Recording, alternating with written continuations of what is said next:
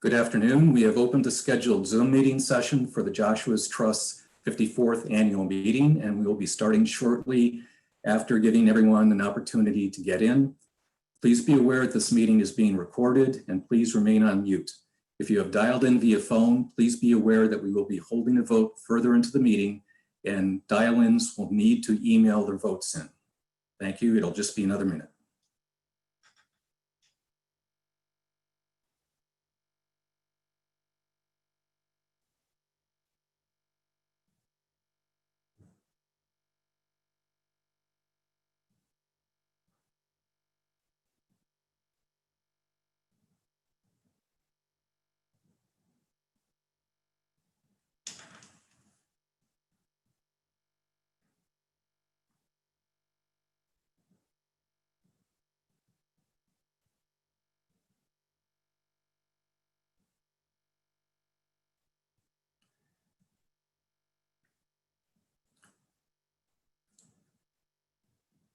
Good afternoon. I'm Paul Perbula, currently Joshua's Trust Board of Trustee member and board president, and I'd like to welcome you to the Joshua's Trust 54th annual meeting.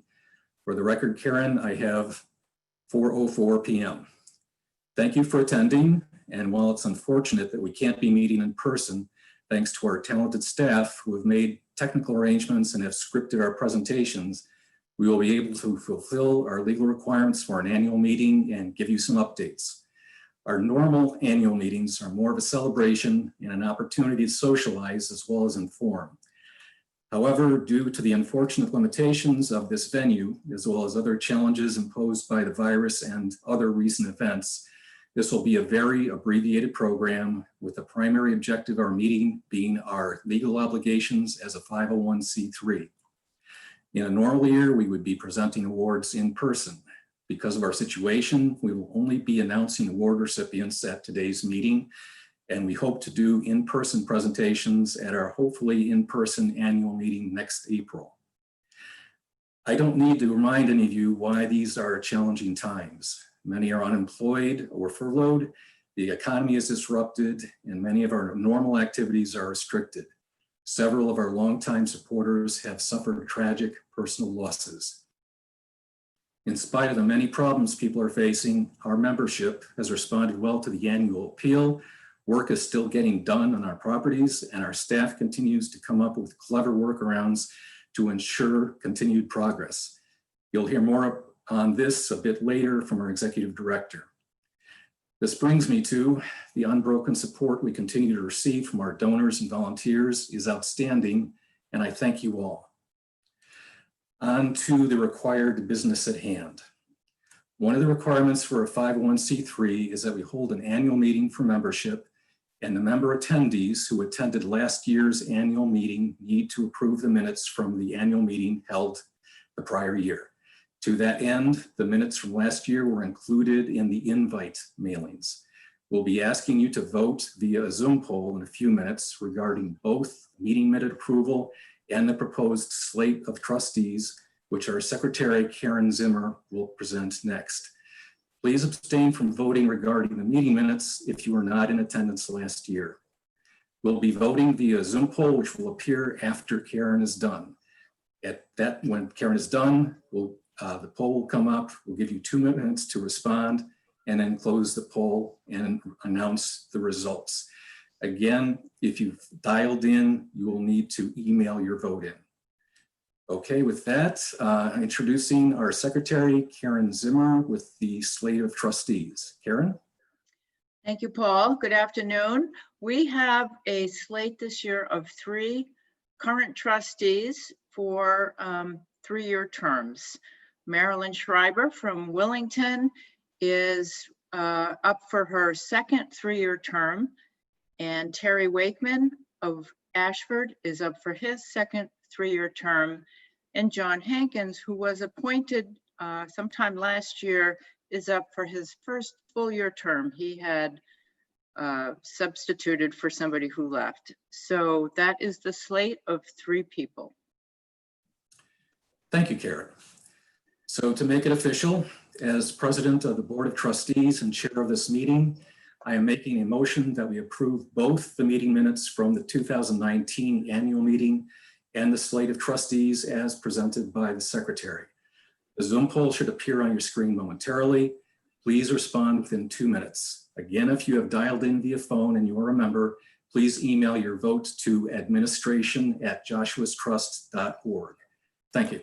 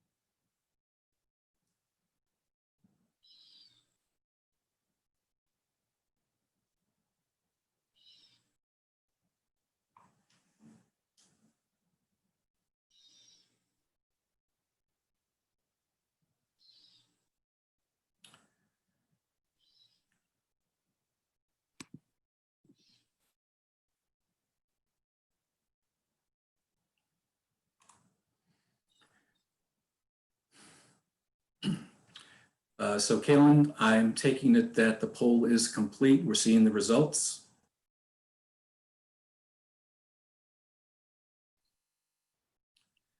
Okay, thank you. I see the results are in and both approvals have passed. And we will publish the exact numbers, including any votes submitted via email. We'll post those in our next newsletter. So the motion has passed. Thank you all very much for voting. Okay, on next to our treasurer's report, introducing our Joshua's Trust treasurer, Gail Broom. Good afternoon. The treasurer's report that you have received with your packet was prepared in March in anticipation of our April annual meeting. So the information is a little outdated, but I'll go over that and update you from then. It was a very good year, 1819, in terms of a bequest that we received from the Peters estate of almost $850,000. So that was a major contribution to our positive operating results that year. At that time, the audit was still in draft form and had not been finalized. That, of course, has been finalized. It was a clean, unqualified audit and was submitted to the IRS. And our 990 following the audit was prepared and submitted as well. That was approved by the full board at their June meeting. So at June 30th, 2019, excuse me, fiscal year end, our invested assets were about 6.8 million. That was approximately $1 million higher than the prior year end, reflecting the benefits of that bequest. 1920, if I look at what's happened since, and now we have year end 20, we, without that bequest, our operating deficit was about 300,000. Not unusual. We're running 250 to 300 as a deficit, but we're taking about 3% of our invested assets annually to cover that operating deficit. Part of that deficit is due to about 250,000 in restoration projects over the last 2 years. That will continue. Most of that was for the gristmill and Atwood. we will see those expenses continue a bit in the next few years. Other than that, we have a little bit of an increase in payroll for increased staff. So our invested assets at current time at year end 6/30/20 were over 7 million, and they've held in that neighborhood since. They are managed by Vanguard in very low fee, well diversified funds. I'm happy to answer any questions you might have.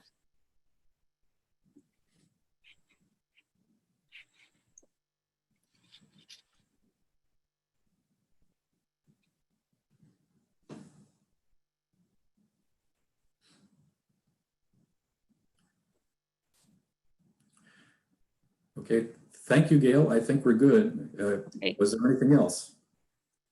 That's it. Excellent. Thank you for that report. Mm-hmm. Okay, next on the agenda, our executive director will give the year in review report. Michael? Thank you, Paul. I will keep it brief because, as people know, I could go on and on and on and on about this. We basically had a split personality year. The fall semester, so to speak, for us, 2019 was a normal year. We had about 400 volunteer students that worked on projects with us. We had a lot of activity going on, and then everything changed in 2020, and we've had to pivot, and I think we've done pretty well. And I'll give a quick rundown on just some of the accomplishments of the year. As Gail mentioned, with the Atwood Farm and the grist mill, there's been a lot of work done there. We actually found out with the grist mill that we were in high demand for the contractors because they wanted to work in a building without a lot of people around. So we did the Atwood Farm repair work this year, including the barn that had a rotted sill. We have completely repainted the miller's house, which is across from the grist mill, inside and out. Also removed a great number of trees that were threatening to fall on the miller's house from the hill behind. The grist mill repair work was funded in part by a grant from the 1772 Foundation, for which we're quite grateful. We had a fundraiser that was intended to raise enough money to purchase a trailer so we could move Joshua's Trust equipment from site to site, and we raised enough money to purchase that trailer. It's come in handy on a number of projects, including most recently the construction of a partial, it's yet to be finished, bridge in Bradley Buchanan here in Mansfield. The big addition, I think, for the year was hiring Ada Snodgrass as our conservation coordinator. She has been invaluable in assisting stewards and volunteers and coordinating projects. We also participated throughout the year in the Northeast Connecticut Land Trust Advancement Initiative, which is conducted by the Connecticut Land Conservation Council in conjunction with the Last Green Valley.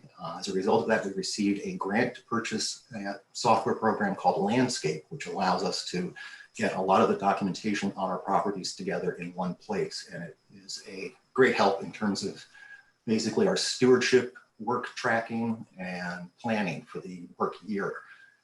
We did have an acquisition, Schmid Overlook in Coventry. With the complete shutdown of most normal activities in March, we took the opportunity to go out and revisit every single one of our properties and walk all 46 miles of the trails and make note of improvements that are needed. And actually, you get a very different perspective of the properties when you actually visit them all quickly, not just one or two a week. And there were a lot of takeaways there that have led to projects to improve our trailblazing. We received a donation of over 30 bluebird boxes, which we have put up on our properties. We have been in a very interesting set of talks with Southeast Elementary School here in Mansfield about using one of our preserves as an outdoor classroom. And that project has taken on new interests because of COVID and the desirability of getting the students outside for education, as long as the season allows. We're also working with the town of Mansfield and the town of Wyndham on a pollinator pathways project. And another grant that we received from the Last Green Valley has allowed us to now begin producing videos, and we actually finally have a YouTube channel, thanks to Caleb. Sad note earlier this year was we had a theft. A lot of tools were stolen from the storage garage here at Atwood. Some of it was recovered, but I guess, if they have to be stolen, it might as well be when we're not going to be working with hundreds of volunteers. That's the upside, and we're going to be working on getting replacement tools donated. We also, as we visited all the preserves, put up trailhead donation signs, suggesting that if people enjoyed their visit, they might consider supporting the trust. And we've had a modest response to that, but it's people who weren't supporting us before. So that's pretty much the year in recap. Next order of business is, as Paul mentioned, we are doing an announcement of awards. We're not doing presentations of awards. And I will be announcing the recipient of the Madge Manfred Volunteer Award, a very important award. It is in memory of Madge Manfred, who was a pillar of the trust, who was involved from 1965 to 2014 with the trust. Quintessential JT volunteer. She participated board chair, basically every committee of the trust in the years that she was with us.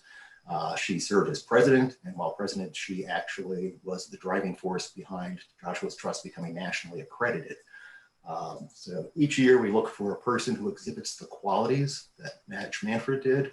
And this year's recipient is going to be Charlie McCautry, well-known artist who's resident of Ashford and has been longtime steward of Church Farm, one of our large and interesting and spectacular properties. And his dedication to that property and to the cause of the trust has been quite inspiring. So Charlie, I know you're out there, and I look forward to the day when we can do an actual presentation in the proper manner. Congratulations to Charlie McCautry. And I'll now hand things on to John, who's chair of stewardship, who's going to be presenting additional or announcing additional awards. Hi, everybody. I got the opportunity to give the awards for Stewardship Awards this year as the chair of the Stewardship Committee. I took over, as some of you know, several months ago from a very capable Ann Dunnock, who's filled this role for several years. There are two Stewardship Awards given every year. First is the Mighty Oak Award. It goes to an individual that's demonstrated long-standing and steady stewardship to Joshua's Trust. This year's award goes to Jim Russell, past trustee and longstanding property steward and member of the Stewardship Committee.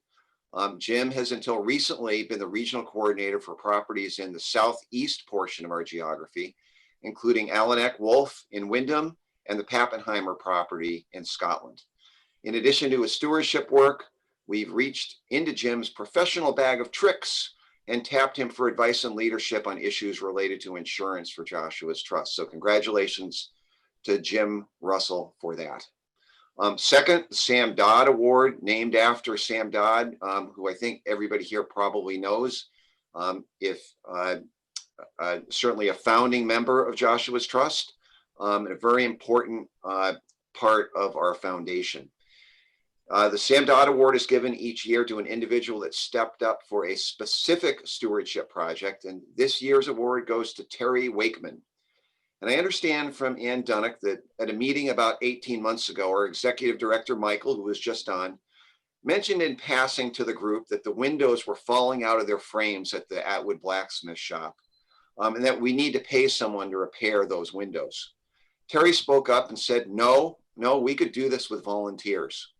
Michael immediately accepted Terry's accidental offer, and Terry had himself his latest assignment. Terry got a few foot soldiers along the way, but ultimately did the lion's share of work on the blacksmith shop himself. I've only known Terry for about 9 months, but I knew as soon as I met him, he's the kind of person that when he sees a need, he steps in to fill the vacuum. And the caulking project at the Atwood farm is only the latest example in a series of projects that Terry has taken on over the years. So congratulations, Terry, you're the perfect recipient for this award.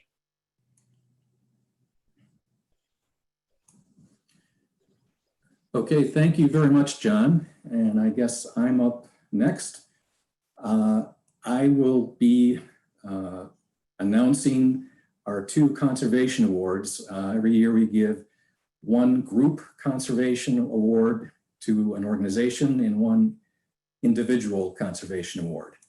I am announcing that Joshua's Trust will be presenting the Joshua's Trust Group Conservation Award to the Bolton Land Trust in recognition of their notable success in acquiring the 68-acre Bobcat Woods Community Forest property which abuts their 90-acre Lombardy Ridge Preserve.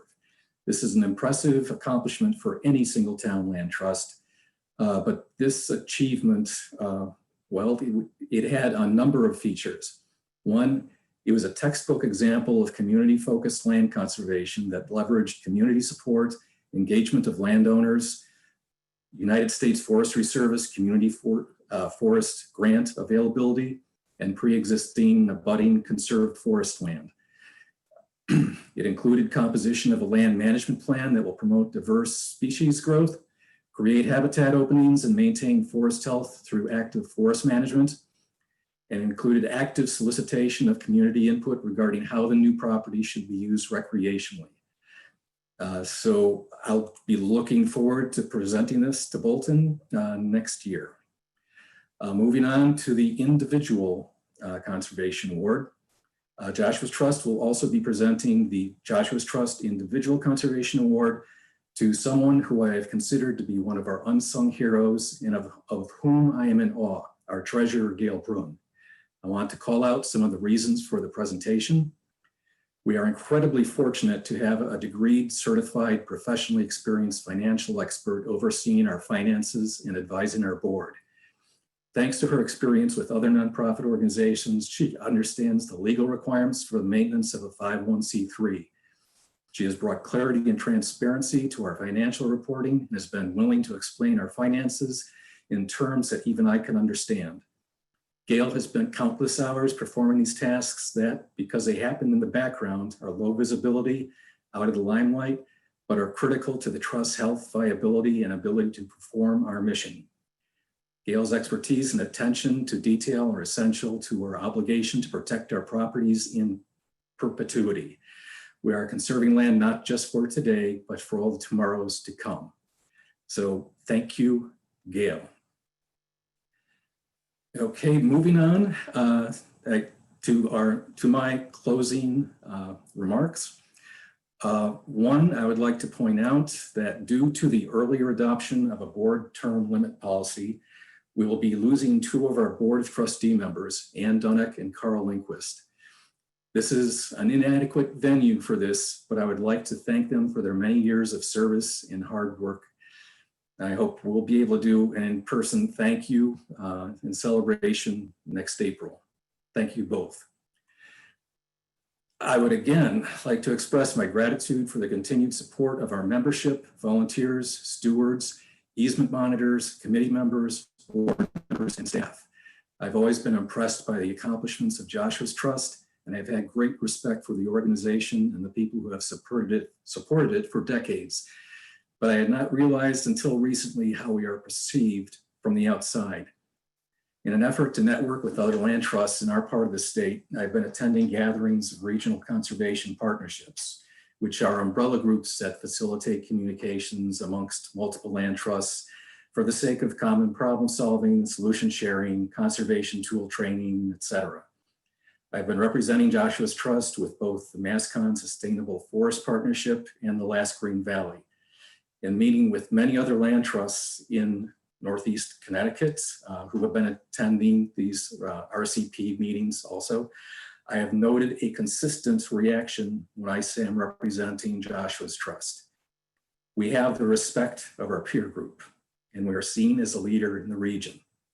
While Joshua's Trust has been built up by hundreds and hundreds of people over a period of 54 years, and I've only been contributing a relatively short time and cannot take any credit, it still feels very good.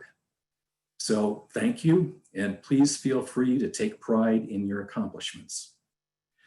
That brings us to the close of our agenda. Again, this is very abbreviated. It's unfortunate that this cannot be a dialogue, but these are the times. Thank you all again. Please stay safe out there. We need you. The meeting is adjourned. Thank you.